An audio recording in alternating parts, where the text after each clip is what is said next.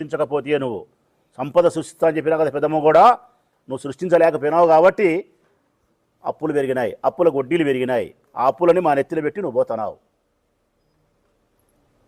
అన్నీ ఎకనామిక్గా నువ్వు చెప్పిన మాటలు అన్నీ అబద్ధాలే, బోగస్. ఏ ఎకనామిస్ట్ దగ్గరైనా కూర్చొని మాట్లాడే శక్తి నీకుందా, వాదించే శక్తి అంటే నాకు తెలిసి 2 నిమిషాలు వాదించలేవు.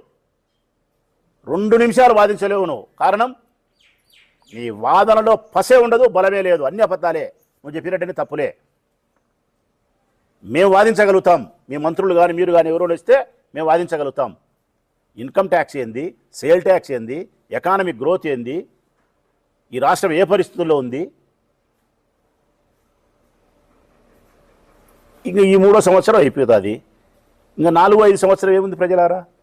ఈ 3 బడ్జెట్ల ఆధారంగా మనకు ఎవరికైనా కొంచెం జ్ఞానం ఉంటే అర్థం చేసుకుంటే 4-5 బడ్జెట్ ఏ విధంగా ఉండబోతుందో మనకు తెలిసిపోతుంది. 1, 2, 3 చూసిన తర్వాత 4-5 ఎట్లుంటుందంటే ఇంతకంటే దుర్మార్గంగా, ఇంతకంటే దారుణంగా ఉండబోతుంది.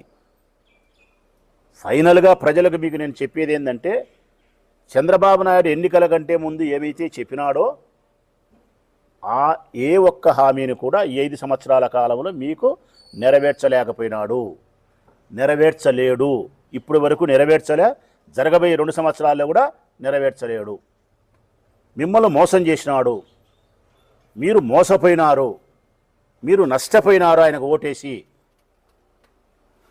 మీ పిల్లల భవిష్యత్తుకు భంగమైంది, మీ సంక్షేమ పథకాలకు ఆటంకమైంది, మీ పిల్లల ఫీజు రీయింబర్స్మెంట్కు ఆటంకమైంది, మీ ఆరోగ్యశ్రీకి ఆటంకమైంది, రైతుల వ్యవసాయానికి ఆటంకమైంది, మీ ఇంట్లో చదువుకొని ఉద్యోగం చేయకుండా ఉండే నిరుద్యోగ పిల్లలకు ఆటంకమైంది.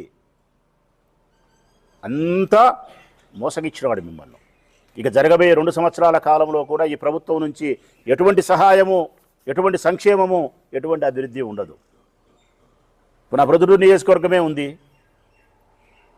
దాదాపు 85-90 వేల గడపలు ఉన్నాయి, 2,50,000 ఓట్లు ఉన్నాయి, 1,25,000 మంది మహిళా ఓటర్లు ఉన్నారు. ఏముంది? ఏమీ లేదు. ఇప్పటివరకు సంక్షేమాలు నేను చెప్పినట్టు వాళ్ళకి ఏమి అందలే. అభివృద్ధి అయితే మా ఊళ్ళో ఏమీ జరగలే, అభివృద్ధి మా ఊళ్ళో అయితే. వైఎస్ఆర్ కాంగ్రెస్ పార్టీ అధికారంలో ఉన్నప్పుడు నేను కట్టిన 5.5 కోటితో బస్టాండ్ కట్టినా. 5.5 కోటి కట్టిన బస్టాండ్కు 14 లక్షల రూపాయలు మోరీ కట్టుకోలేక ఇంకా ఓపెన్ చేయలే. మోరీ కాలువ అడ్డదిడ్డంగా కాలువ కట్టినారు. ఆ కాలువ మీద పోదు కాబట్టి మోరీ కట్టుకోవాలి, చిన్నది కల్వర్ట్ అంటారు. 14 లక్షలు అవుతుంది, పంచాయతీలో కట్టాలి. ఆ 14 లక్షలు ఇప్పుడు పెట్టినారు అంటారు. అది 14 లక్షల రూపాయలు ఇప్పుడు చేసుకుంటే నేను పెట్టిన 5.5 కోటికి విలువ వస్తుంది. 5.5 కోటి రూపాయలతో బస్టాండ్ కట్టిన బస్టాండ్కు 14 లక్షల రూపాయల కల్వర్ట్ కట్టడానికి మీ శక్తి సాలక 2 సంవత్సరాలు పట్టింది. ఈ ప్రభుత్వం అభివృద్ధి చేస్తుందే?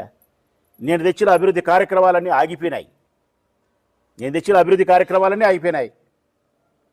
ఒక్క రూపాయి నిధులను మీరు కేటాయించిన దాఖలాలు లేవు. ప్రొద్దుటూరు నియోజకవర్గం మొదలుకుంటే ఏ నియోజకవర్గంలో కూడా అభివృద్ధి ఎక్కడా చేయలే, సంక్షేమం ఎక్కడా ఇలే.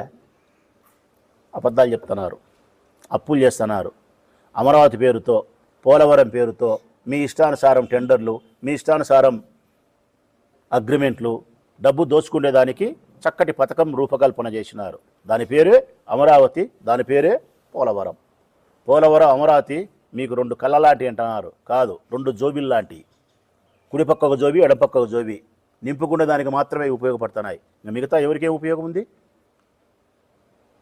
మీరు చేసిన మోసానికి, మీరు చేసిన దగాకు ప్రజలకు రాబోయే భవిష్యత్తు కాలంలో 175 సీట్లకు మీరు 175 సీట్లు ఓడిపోకపోతే నన్ను అడగండి.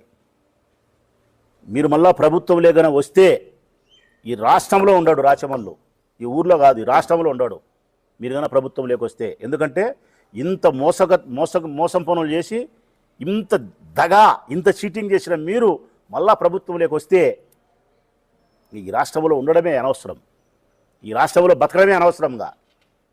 ఎందుకంటే మీ గాలి సోకినా, మిమ్మల్ని గెలిపించిన తర్వాత ఇక్కడ మేము ఉండాలంటే కూడా అనవసరం.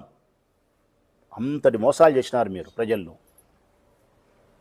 నిలువు దోపిడీ అంటారు కదా, నిలువు దోపిడీ చేసినారు.